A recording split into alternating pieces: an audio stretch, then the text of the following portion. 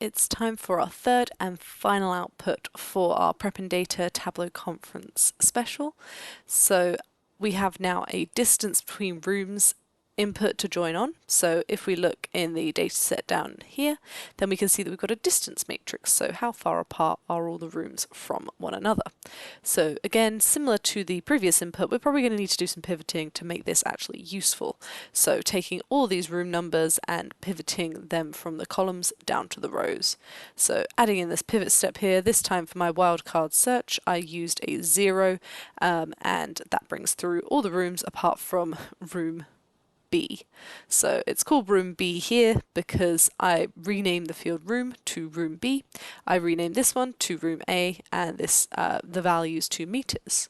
I also in this step go ahead and remove all the null values from the meters. So at this point we have equal, but as you can remember from the distance matrix, we have a lot of nulls here in this upper triangle.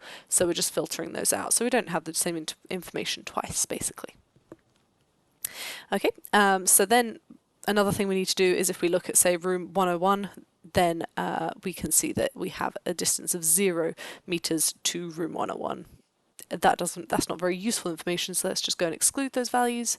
So in my filter, I'm just saying room A is not equal to room B. So exclamation mark equals means not equal to, but I do have to change a data type. I have to make sure these data types are the same here. So I did change room B to be a string. So I just went to the drop down menu here and made this a string, and I made sure that happened before my filter, because if it happens after, everything breaks, no one's very happy. So I'll just move that to before.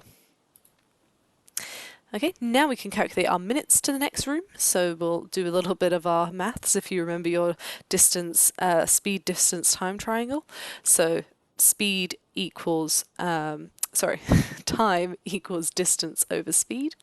So we do our distance, which is our meters field, divided by our speed, which is 1.2 meters per second. And then we divide that by 60 because obviously that's in minutes at that moment. So we divide it by the whole thing by 60 so that then we have our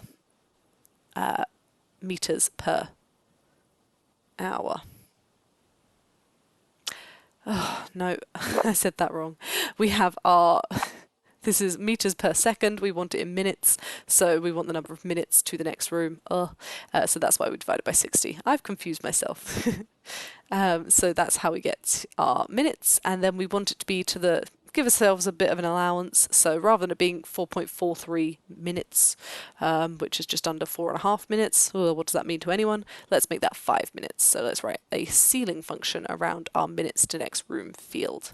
And then, as I said, that 4.43 gets rounded up to 5 minutes. Okay, and then we're going to want to join this to our previous workflow, so our output 2. So if we make one join, then you see that we have the issue of deciding which room we want it to join to. Do we want it to join to room A or room B?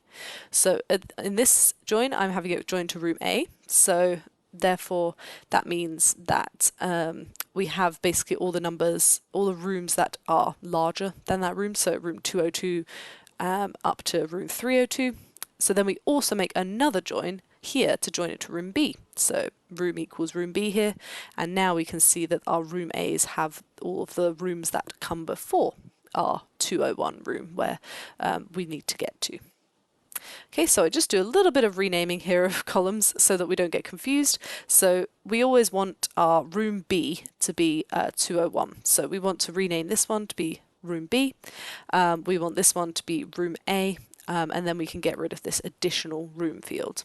And then similarly in this this join, we will leave this one as room B, leave this one as room A, and then just remove some of the fields that we don't need. So we do that in this step, so hopefully we'll have 6 fields in both of these clean steps at the moment. So meters, room A, minutes to next room, speaker, subject, and room B.